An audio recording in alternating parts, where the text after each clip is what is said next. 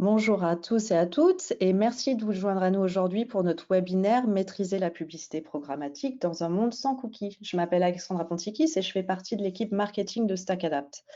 Donc juste avant de commencer, on a quelques questions d'ordre administratif à régler et puis on lancera le webinaire. On est très heureux de répondre à toutes les questions que vous pourriez avoir sur le contenu, donc n'hésitez pas à les poser dans la zone de questions dans GoToWebinar. Nous répondrons à toutes les questions à la fin de notre session lors de la séance de questions-réponses. Si on n'est pas en mesure de répondre à certaines questions dans le temps imparti, on assurera un suivi directement après le webinaire. Une petite note, le webinaire est enregistré et sera partagé peu après la fin de la session. Et sur ce, j'aimerais laisser la parole à Axel et Samy pour commencer. Axel et Samy, c'est à vous. Merci beaucoup Alexandra, bonjour à toutes et à tous. Je suis ravie d'avoir l'opportunité de vous présenter ce nouveau webinaire français avec mon collègue Samy. Comme évoqué par Alexandra, le sujet du jour, ça va être maîtriser la publicité programmatique dans un monde sans cookies. Donc nous allons pendant ce webinaire vous présenter la situation et vous proposer des solutions afin de pouvoir vous cibler votre audience dans un univers sans cookies en programmatique. Donc, nous allons commencer par nous présenter. Donc, je suis Axel Brio, je suis compte directeur chez StackAdapt sur le marché principalement français. J'ai rejoint StackAdapt il y a 1 an et demi maintenant. Et ça fait un peu plus de 12 ans que je travaille dans l'univers des médias et notamment du programmatique. À toi, Samy. Bonjour à tous. Donc, je suis aussi très heureux de vous rencontrer durant ce webinaire. Donc, moi, c'est Samy, je suis account manager chez StackAdapt depuis quelques années maintenant. Et avant cela, j'ai travaillé dans le monde de la programmatique, tant du côté de l'acheteur que du publisher.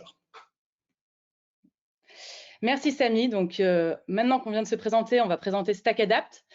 Donc, StackAdapt, c'est une solution publicitaire programmatique. C'est un DSP, une Demand-Side Platform. On a été créé en 2013 à Toronto, au Canada, et on est aujourd'hui un peu plus de 1000 dans le monde et un peu plus de 100 en Europe. Donc, StackAdapt permet aux acheteurs d'acheter, de planifier et de réaliser des campagnes publicitaires en France et dans le monde. On est une plateforme multicanale et notre plateforme est accessible en self-service ou en manage. Donc, effectivement, aujourd'hui, le sujet du jour, c'est l'état actuel des cookies dans l'univers du digital marketing. Ce qu'on va faire, c'est que ce webinaire va se dérouler en 4 étapes. Au début, on va vous présenter l'état actuel des cookies dans l'écosystème du digital marketing. Ensuite, on vous présentera des solutions qui sont disponibles pour que vous puissiez pallier à donc la disparition des cookies. Et aussi, on vous présentera les différentes solutions publicitaires qu'on peut vous proposer chez StackAdapt. Et on finira par une petite conclusion et une série de questions-réponses. Merci, Samy. Donc, on va commencer par l'état actuel des cookies. Aujourd'hui, comme on le sait, l'abandon des cookies est prévu pour l'année 2024. Donc, de ce fait, le secteur de la publicité doit adopter des solutions post-cookies. Donc, les spécialistes du marketing doivent tester de nouveaux modèles de collaboration, tels que les data clean room, et réexaminer des concepts plus anciens, comme le ciblage contextuel. Du coup, l'état actuel des cookies. Comme on le sait, les cookies vont disparaître et on peut voir en chiffres que 40% des consommateurs naviguent aujourd'hui sans cookies. Déjà, c'est un premier point. On navigue sans cookies. Et en plus de ça, 53% des dirigeants à travers le monde déclarent que leur principale préoccupation concernant la stratégie publicitaire numérique est de pouvoir atteindre efficacement leur audience cible et surtout à grande échelle. Merci. Et donc, du coup, les cookies vont disparaître, mais il y a quand même des solutions. Et les professionnels du marketing restent confiants. En général, la principale solution, et ce n'est pas une nouvelle et on va y revenir, il va y avoir le ciblage contextuel qu'on va pouvoir mettre en place. En 2 mots, le ciblage contextuel, c'est pouvoir annoncer sa publicité dans un environnement en contexte avec le message qu'on souhaite adresser. On va avoir aussi comme solution tout ce qui est expérimentation et test publicitaire. Donc, tester son message, tester son format, tester sa créa, pour justement adresser à la bonne personne, la personne aussi à une large population. On va avoir aussi le ciblage géographique, donc afficher le message dans un lieu précis, à un moment précis également. Et on va avoir aussi, on va y revenir, des fournisseurs de données qui ne vont pas utiliser de cookies et qui vont utiliser les adresses IP. Aujourd'hui, donc, la publicité contextuelle est en première ligne. On en parle de plus en plus. Comme on peut le voir ici, 81% des annonceurs prévoient de maintenir ou d'augmenter leur investissement dans le ciblage contextuel au cours de l'année prochaine, donc ce qui est positif. Et en plus de ça, 71% des annonceurs pensent que le ciblage contextuel sera beaucoup plus important dans un environnement sans cookies, parce qu'il n'est pas intrusif. Pour résumer, donc les clés du succès dans un monde sans cookies de cette introduction, on va avoir la publicité contextuelle et on va y revenir. On va avoir tout ce qui est expérimentation et test pour en fait comprendre le comportement et les préférences des clients. Et on va avoir l'activation des données internes, les données first party que Samy va nous présenter. Donc effectivement, tout à l'heure on parlait de solutions que vous pouvez mettre en place en tant que publicitaire pour pallier à la disparition des cookies. Et la première chose qu'on va voir ensemble, c'est l'activation de vos données internes ou first party, plus connu sous le nom de first party dans le monde du marketing. En fait, il faut savoir qu'en tant que publicitaire, vous disposez d'un nombre important de sources de données que vous pouvez exploiter. Donc, à partir du moment où les utilisateurs, vos clients ou vos potentiels clients sont d'accord pour que leurs données puissent être exploitées, vous pouvez utiliser ces différentes sources de données pour on va dire, créer ce qu'on appelle un profil utilisateur qu'on va voir tout de suite dans la slide suivante et que vous pouvez réutiliser dans vos campagnes.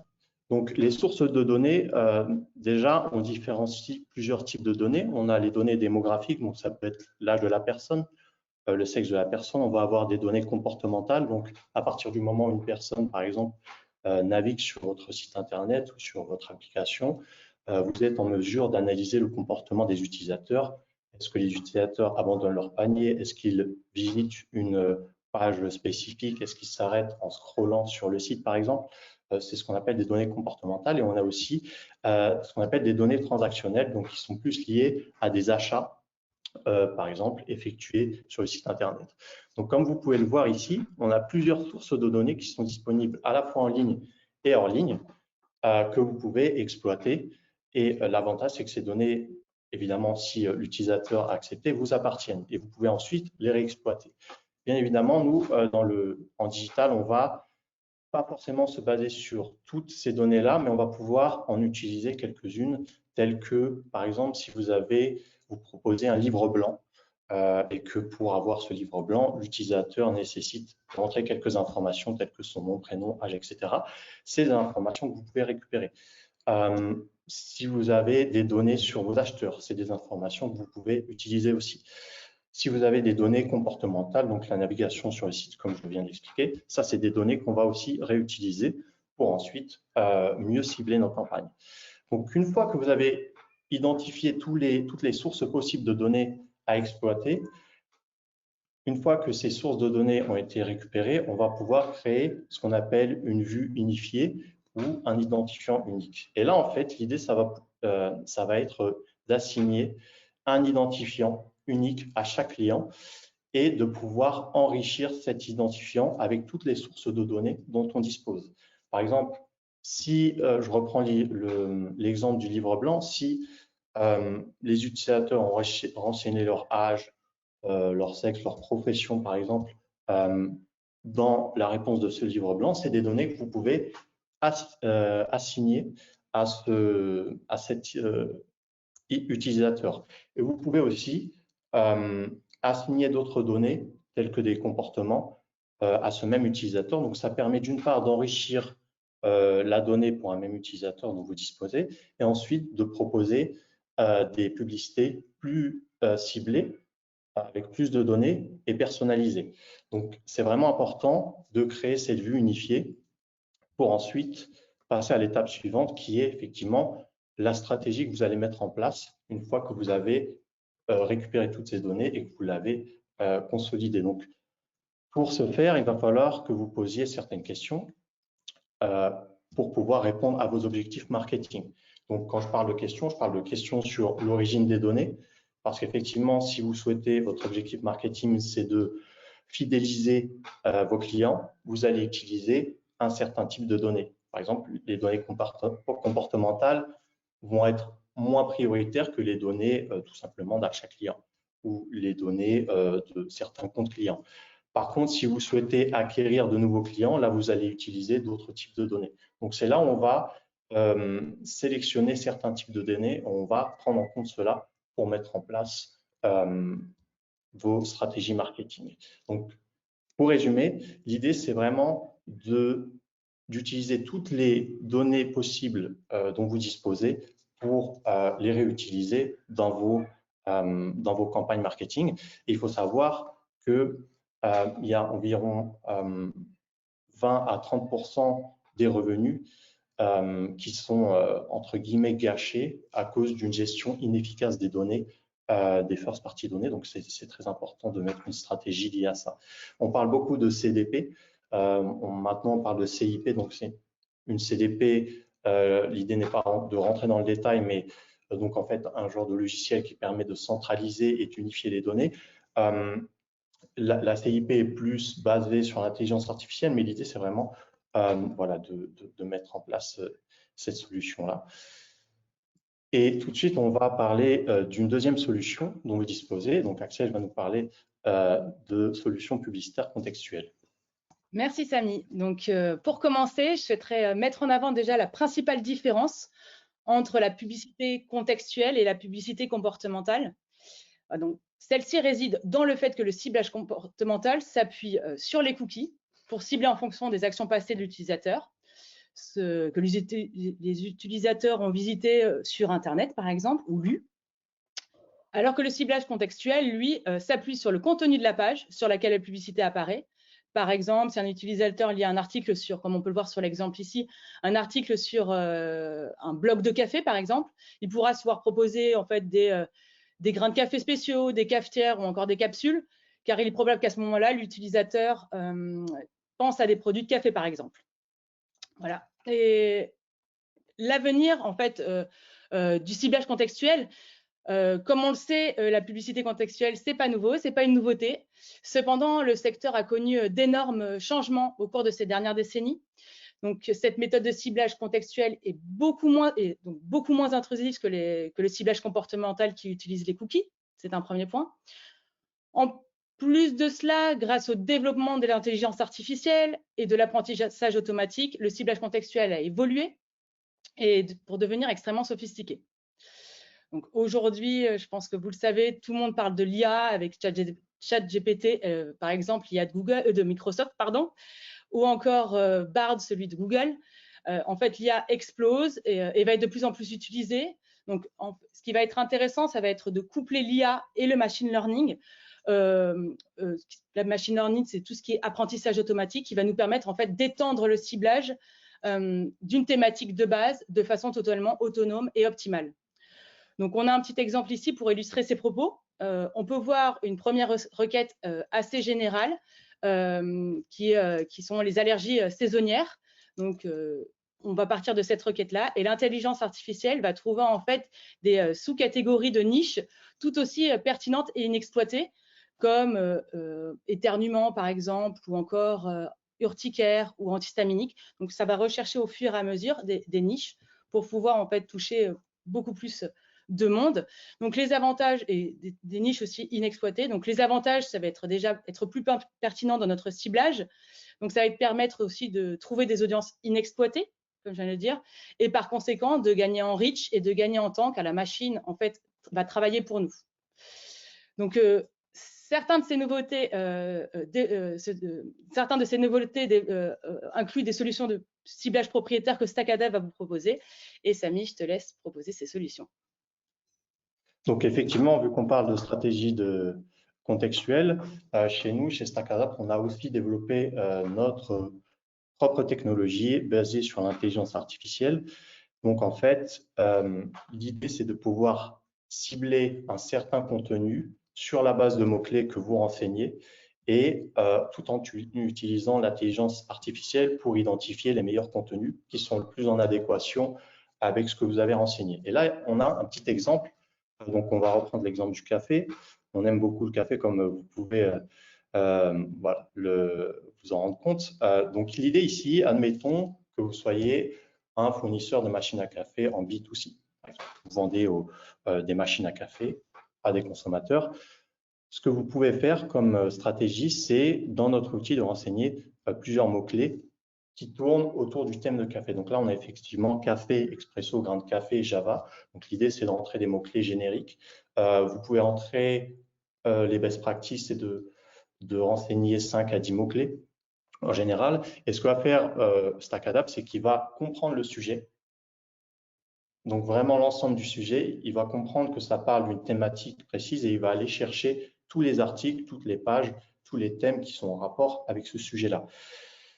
Quand je parle de compréhension du sujet, ça veut dire que le mot-clé, par exemple, ici, grain de café, ne va pas obligatoirement apparaître dans le corps de l'article parce que la technologie est suffisamment intelligente pour comprendre qu'un article, même s'il ne contient pas ce mot-clé, parle de cette thématique. Et c'est là, effectivement, une des différences avec le ciblage contextuel plus traditionnel. Parce que auparavant, si on aurait eu un article qui explique que deux célébrités, par exemple, ont pris un café ensemble, le mot café apparaît et potentiellement votre publicité aurait pu apparaître sur cette page, alors que ce n'est pas forcément ce que vous voulez. Vous voulez vraiment targeter un contenu de qualité. Et il est aussi possible, pour vraiment rentrer encore plus dans la précision, donc sur la droite, vous avez effectivement cet encart phrase hors contexte. Donc vous pouvez mettre des exclusions de mots-clés pour affiner le sujet. Donc, vous avez vraiment des capacités de définition du sujet qui sont poussées. Par exemple, là, on a Java, qui est effectivement un type de café en Indonésie, il me semble, mais qui est aussi un langage de programmation. Et l'idée, c'est, bon, là, l'exemple est un peu grossier parce que je pense que l'intelligence artificielle aurait tout de même reconnu le thème du café, mais l'idée, c'est effectivement d'éviter les sujets hors contexte. Et une fois que vous avez renseigné tous ces mots-clés, vous allez pouvoir, donc, comme sur l'exemple ici du screenshot, votre publicité va pouvoir apparaître sur l'article qui parle justement du sujet. Donc, une personne qui est intéressée par ce sujet, qui est en train de lire ce sujet, va voir votre publicité. Ça permet d'une part de respecter la vie privée de chacun, de créer des expériences publicitaires pertinentes et surtout, en fait, on va dire aussi de créer ce qu'on appelle donc une appartenance du sujet par rapport à votre produit. On a fait des tests chez StackAdapt et on s'est rendu compte que avec l'utilisation du Page Context AI, on a des performances qui sont 4 à 10 fois plus importantes voilà, que la normale. Donc, ça, c'est une première technologie qu'on vous propose. Et on a une déclinaison de cet outil pour des cas plus précis, parce qu'effectivement, des fois, on va avoir des sujets qui sont très niches, des sujets qui sont nouveaux. Par exemple, si on reste sur le thème du café, admettons qu'il y ait un concurrent qui est sorti une nouvelle machine. Ce que vous pouvez faire, c'est vous pouvez utiliser ce mot-clé, donc le mot-clé de la marque de la machine ou du concurrent, et vous pouvez dire ici à StackAdapt, je veux que ce mot-là apparaisse au moins une fois ou plusieurs fois, donc vous pouvez décider de la fréquence, dans le corps de l'article ou dans le titre de l'article. Vous pouvez décider que ce mot-clé n'apparaisse qu'une seule fois dans l'article. Donc, s'il y a un article où le mot-clé apparaît, votre publicité pourra apparaître sur cette page et c'est quelque chose de très fort en termes de targeting parce qu'on peut vraiment aller chercher des articles. Certes, vous aurez moins d'inventaire disponible, mais ce sera très précis.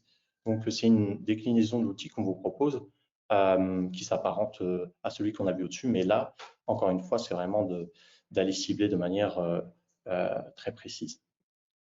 On a aussi développé une autre solution qui est le ciblage météo, qui peut être très intéressant pour certains publicitaires. Donc là, on a par exemple un exemple.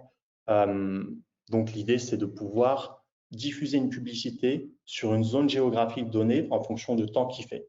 Donc le temps, ça peut être ensoleillé, peu ensoleillé, s'il pleut. Ça peut être aussi des indications de température. Donc si il fait tant de degrés dans la zone en question, on va pouvoir diffuser une bannière publicitaire ou non. Donc là, par exemple, dans l'exemple qu'on a, le publicitaire a décidé, donc qui propose des plats à emporter, de proposer un espèce de bol fruité. je sais pas trop ce que c'est, mais en tout cas qui a l'air très bon et qui est plus en adéquation avec un temps où il fait beau, où il fait chaud éventuellement. Et dans le deuxième temps, il a préféré proposer un repas qui est plus, voilà, que potentiellement les gens vont plus apprécier s'il pleut. Donc ça, c'est une chose que vous pouvez faire. Et un autre exemple qu'on a, par exemple, on a des clients qui sont dans le secteur du voyage. Donc effectivement, s'il pleut pendant une semaine à Paris ou autre part, il n'y a pas qu'à Paris qu'il pleut, mais si vous êtes dans une zone où voilà, il pleut souvent, l'idée, ça pourrait être, par exemple, de proposer une publicité voilà, pour un voyage aux Canaries ou voilà, pour pouvoir s'échapper. Donc, c'est quelque chose qui peut être très intéressant à exploiter et qui est aussi du coup cookieless. On a aussi le ciblage par géolocalisation qui est disponible chez StackAdapt. Donc, vous pouvez décider de faire des stratégies de géolocalisation pour des campagnes plus locales. Donc, on a la capacité de cibler par pays, par région, par département, par ville et par code postal. Donc, de faire des choses très précises. On a aussi la possibilité de cibler donc un rayon autour d'une adresse donnée. Donc, ça marche soit par adresse, soit par latitude, longitude et donc rayon. Donc, vous pouvez donner un rayon en kilomètres ou en miles. Donc, et si vous souhaitez cibler une valeur moins importante qu'un kilomètre, vous allez mettre par exemple 0,5, donc ça va être 500 mètres. Donc ça, c'est effectivement idéal pour cibler des audiences locales et pour effectuer des choses très précises. J'aurais un exemple à donner. Par exemple, il y a eu ce genre de ciblage est très utilisé notamment pour des campagnes électorales parce qu'on peut se dire que potentiellement dans telle ou telle localité, les gens vont être plus en accord avec tel ou tel candidat. Donc, c'est des choses, par exemple, qui sont très utilisées. Et enfin, on a toujours la possibilité de, chez StackAdapt, de vous aider à créer des deals. Donc, on peut vous proposer des deals privés avec des publishers, donc avec des éditeurs. Donc en fait, voilà, pour un peu vulgariser la chose, en programmatique, vous diffusez votre publicité sur ce qu'on appelle le marché ouvert, donc l'open market. Donc s'il y a par exemple un emplacement publicitaire qui est disponible à un instant donné pour une personne donnée sur le journal Le Monde par exemple, vous allez pouvoir diffuser votre publicité sur cette encarte publicitaire ou non parce que vous êtes en compétition avec plein d'autres publicitaires. Du coup, les deals ont été créés pour un peu pallier à ça et pour un peu privatiser une partie de l'inventaire du journal Le Monde. Donc, il y a plusieurs types de deals qui peuvent être créés. On a les private auctions. Donc là, c'est un deal qui est créé entre plusieurs acheteurs, mais toujours moins important que sur l'open marché. Donc, ce que va faire le journal, c'est qu'il va vous donner un inventaire un peu plus premium. Ensuite, on a les PMP qui sont encore plus premium. Et là, c'est vraiment un deal qui est fait entre vous. Et donc, nous, on va faire un deal avec le publisher. Donc, on a un catalogue de publishers qui est très intéressant, qu'on peut exploiter. Et en fait, là, l'avantage, c'est que vous allez avoir déjà une visibilité qui est plus importante. Vous allez être prioritaire par rapport à d'autres annonceurs. Et ensuite, là, on va pouvoir utiliser aussi la donnée du côté du publisher. Donc, par exemple, je reprends l'exemple du Journal du Monde ou du Figaro ou Le Bon Coin, donc des éditeurs qui proposent leur inventaire. Ils ont aussi de la donnée qu'ils utilisent et que dont vous allez pouvoir bénéficier si vous faites un deal avec eux.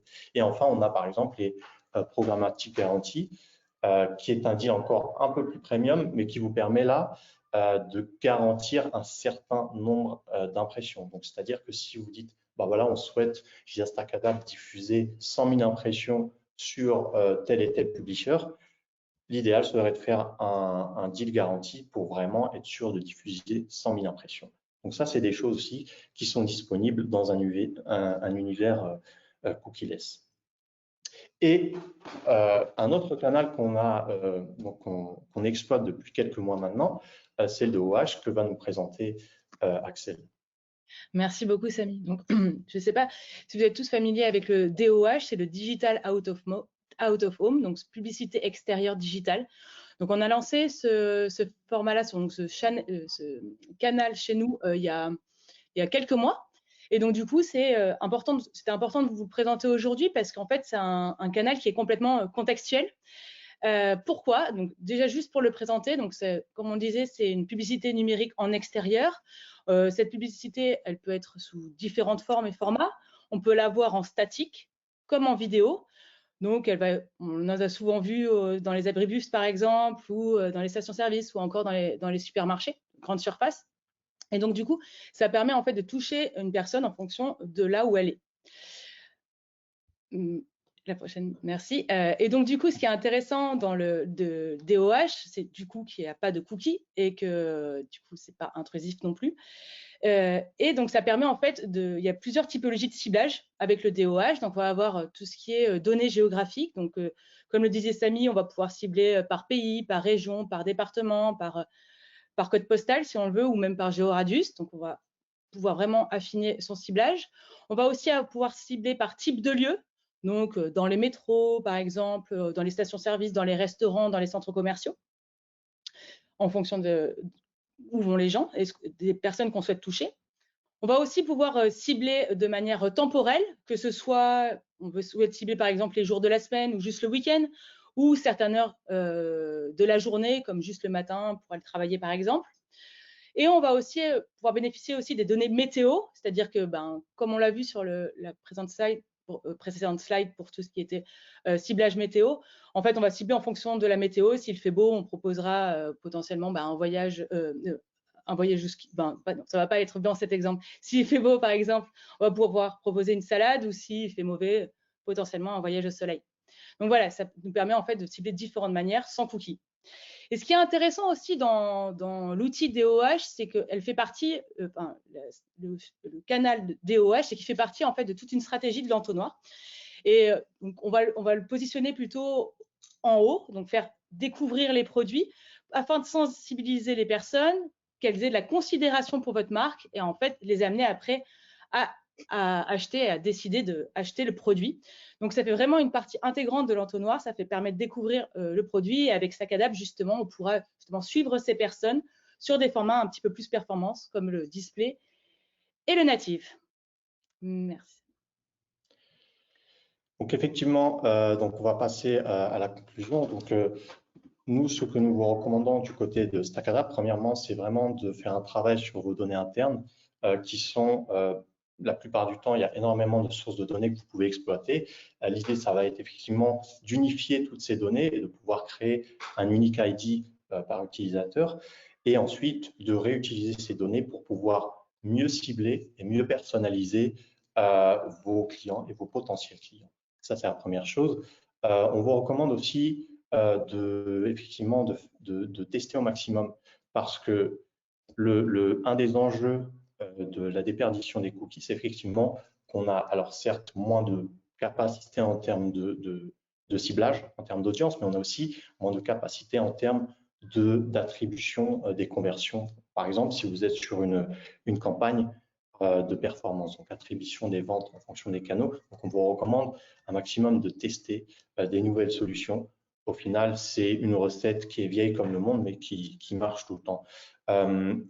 Effectivement, donc on a plusieurs solutions dont on vous a parlé, ciblage géographique, le DOH, les divs qui sont possibles de mettre en place, le contextuel couplé à l'intelligence artificielle. Donc voilà, c'est ce dont on voulait vous parler aujourd'hui. Et on va passer tout de suite à la session de questions-réponses s'il y a des questions. Mais avant ça, je ne sais pas si on pourrait peut-être parler de l'étude de cas ou déjà faire la session de questions-réponses. L'étude de cas, je vais en parler un petit peu et comme ça, on viendra juste aux questions-réponses. Ça marche. On voulait juste en fait illustrer ce qu'on vient de dire. Donc, on travaille avec de nombreux annonceurs chez StackAdapt et on avait un exemple à vous présenter qui a utilisé justement le ciblage contextuel et donc il y a vraiment eu des performances très, très intéressantes. Donc, juste pour remettre un petit peu dans le contexte, donc on travaille avec une agence immobilière qui cherche en fait à vendre des biens immobiliers et à générer des leads de remplissage de formulaires, par exemple. Donc, ça, c'est la situation. Donc, ce qu'on a mis en place, il y avait deux campagnes, donc pour prospecter et pour découvrir des nouveaux clients. On a utilisé du coup notre outil qui s'appelle le Page Context AI, notre outil contextuel, dans lequel on a, en fait, comme le disait Samy, on a mis des mots-clés comme bien immobilier, achat immobilier, investissement, comme achat logement, logement neuf. Enfin, on a mis un nombre de mots-clés afin que l'intelligence artificielle puisse en fait comprendre le contexte et rechercher le type d'article où on parle de l'immobilier, du bien immobilier. Donc, du coup, ça nous permet en fait de trouver les personnes qui lisent ces articles, de proposer le bien que l'agence immobilière propose afin de les aider à réussir à avoir le nombre de leads désirés et le nombre d'achats qu'ils souhaitent. Comme on peut le voir ici, juste en termes de performance qu'on a pu avoir sur ce cas-là, on voit qu'on a en plus 40% en hausse de CTR, on voit qu'on a baissé notre CPA, donc coût par acquisition, de 33%, CTR c'est le taux de clic, et on a pu voir que grâce à cet outil-là, on a un temps sur site moyen qui est d'environ 60 secondes, ce qui est énorme pour une campagne de prospection. Merci beaucoup. Du coup, tu as déjà conclu, me semble. On va passer. Ouais, vas-y, je te laisse la main. Ouais, on va passer aux questions-réponses. Donc, je ne sais pas s'il y a eu des questions de la part de l'audience. Merci. Ouais, je vais reprendre. Merci Axel et Samy. Et du coup, oui, on peut partir sur les questions-réponses et ouvrir le débat à tous et à toutes. Donc, juste pour rappel, si vous avez des questions, posez-les dans la boîte de questions dans le tableau de bord de GoToWebinar. Et juste pour dire, on a déjà quelques questions. Et si on n'est pas en mesure de répondre à la vôtre aujourd'hui, vous inquiétez pas, on vous recontactera directement après le webinaire. Donc, alors, première question. Quelles sont les difficultés ou les limites potentielles liées au fait de s'appuyer uniquement sur des données first party, donc de première partie pour la publicité? Samy, je vais la prendre si ça te va. C'est une question super intéressante. Alors, c'est vrai que on vous a présenté tout ce qui était données first party, c'est hyper intéressant pour pouvoir toucher sa cible. Mais c'est vrai qu'il y a des limitations et en vrai, il y en a plusieurs parce que déjà, ça va demander déjà de l'investissement auprès des services marketing. C'est beaucoup d'investissement pour pouvoir gérer, classifier, dater les données qu'on va pouvoir avoir. Donc, pouvoir les classer. Et en plus de ça, en fait, comme limitation, on va avoir aussi tout ce qui est reach. C'est-à-dire que plus on va cibler des données précises, on va perdre en reach. Donc, c'est vrai que je dirais que oui, tout ce qui va être mettre en place cette stratégie de data first party et également le reach qu'on peut générer, la portée, pour la plus française. Merci Axel. Et juste à la suite de ça, une autre question. Peut-on encore faire des campagnes de retargeting, donc de reciblage dans un monde où les cookies vont disparaître? Je vais continuer là-dessus. Je vais continuer. Très bonne question aussi. Alors, c'est vrai que c'est un gros sujet, le retargeting aujourd'hui. Est-ce qu'on va pouvoir en faire quand les cookies vont disparaître? Alors, chez StackAdapt, ce qui est intéressant, c'est qu'on n'utilise pas uniquement les cookies pour faire du retargeting. On a aussi d'autres identificateurs pour pouvoir retoucher les personnes qui ont vu une publicité. On va avoir par exemple tout ce qui est adresse IP ou device ID, donc qui vont nous permettre en fait de retoucher les personnes qui ont vu la publicité. Après, c'est vrai que il y a des avantages un petit peu à ça parce que ça va être beaucoup moins précis. Parce que les adresses IP, il peut y avoir par exemple dans un foyer 4 personnes qui utilisent la même adresse IP, donc ça va être un peu moins précis. Mais on peut toujours un petit peu le mettre en place. Mais ça va être beaucoup moins intéressant beaucoup moins impactant qu'avec les cookies. C'est sûr. Je remercie Axel. Une autre question un peu différente cette fois-ci. Donc, sur quels canaux programmatiques les publicités contextuelles peuvent-elles être diffusées et sont-elles en fait ouvertes à tous les canaux, que ce soit vidéo, display ou autre? OK. Alors, le Page Context AI, donc notre outil d'intelligence artificielle, vous pouvez l'utiliser sur des campagnes display.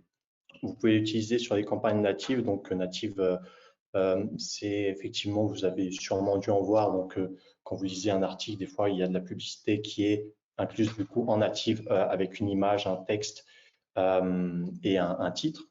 Ça, on peut en faire chez StackAdapt. Vous pouvez utiliser le contextuel avec ce canal et effectivement le canal vidéo aussi. Donc, si vous avez des publicités vidéo, vous pouvez aussi utiliser le PCI. Donc, c'est les 3 canaux sur lesquels vous pouvez utiliser cet outil. Très bien, merci Samy, c'est clair. Et juste pour venir, je sais qu'on en a un peu parlé, mais est-ce que l'un de vous pourrait revenir sur la principale différence entre le Page Context AI et le Keyword Rule Targeting, juste pour clarifier vraiment la différence entre les deux. OK. Je vais prendre la question, Axel. Alors, en fait, comme je l'expliquais, le Page Context AI, ça va être vraiment donc l'outil d'intelligence artificielle qui va reconnaître un thème sur la base de plusieurs mots-clés. Donc là, on l'a vu pour le café, par exemple, si vous êtes un publicitaire qui travaille dans le domaine des crypto-monnaies, vous allez utiliser des mots comme Ethereum, Bitcoin, crypto-monnaie, etc. Et en fait, l'outil va vraiment identifier tous les articles qui vont parler de ce même thème. La différence avec le Page Context AI, ça va être vraiment que là, c'est vous qui définissez des mots-clés précis et il faut automatiquement que le mot-clé que vous renseignez à StackAdapt, donc au Keyword Rule Targeting, apparaisse soit dans le corps de l'article, soit dans le titre de l'article, soit dans les deux, soit seulement dans le titre de l'article. Donc, la différence technologique, c'est vraiment, dans un premier temps, PCI, l'outil reconnaît le contexte. Donc là, s'il y a un des mots-clés que vous avez rentré dans la liste qui n'apparaît pas, c'est pas très important parce que ce qui est important, c'est vraiment d'identifier les pages qui parlent du thème. Le deuxième outil, c'est pour des choses plus précises au final. C'est vraiment, il faut que ce mot-clé-là apparaisse dans le titre de l'article pour pouvoir diffuser la publicité. C'est ça la différence. J'espère que c'est clair. Oui. Très clair, merci Samy. Une autre question sur le géotargeting. À quel point le géotargeting est-il précis chez StackAdapt? Ouais, je vais répondre à cette question aussi. Donc, en termes de précision, donc effectivement, comme on l'a expliqué, on a pays, région. Là, je parle pour la France. Vous pouvez cibler des États aux États-Unis ou au Canada, par exemple.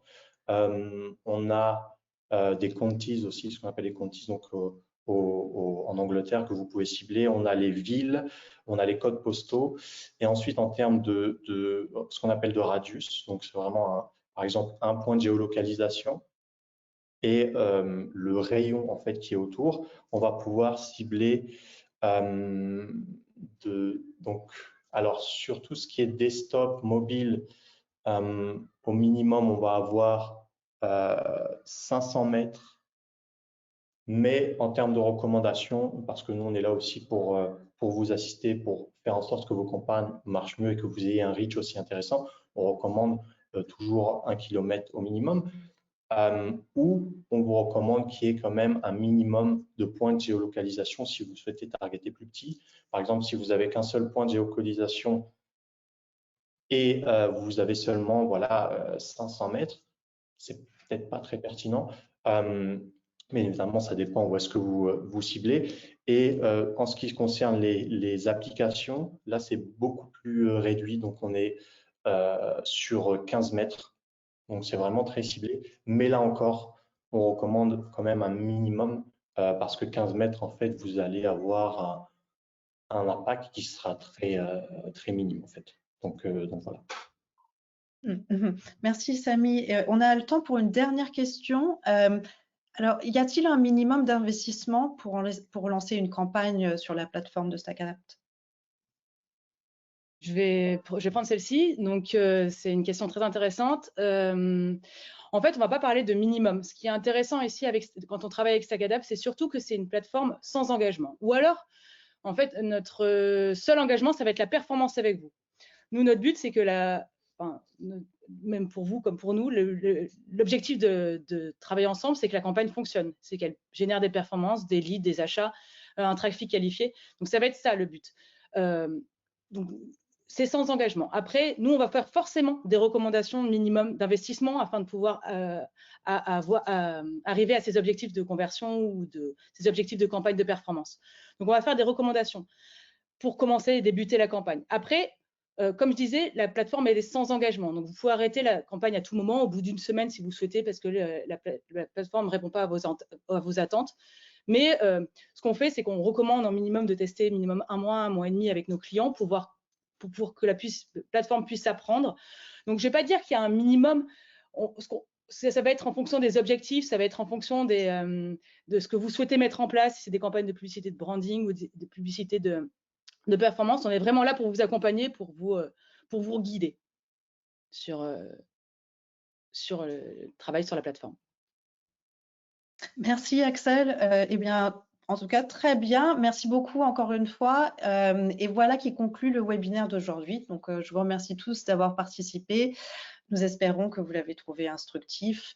Merci encore Axel et Samy. On enverra un email de suivi avec l'enregistrement à toutes les personnes inscrites. Donc, n'hésitez pas à nous contacter pour toute autre question que vous pourriez avoir.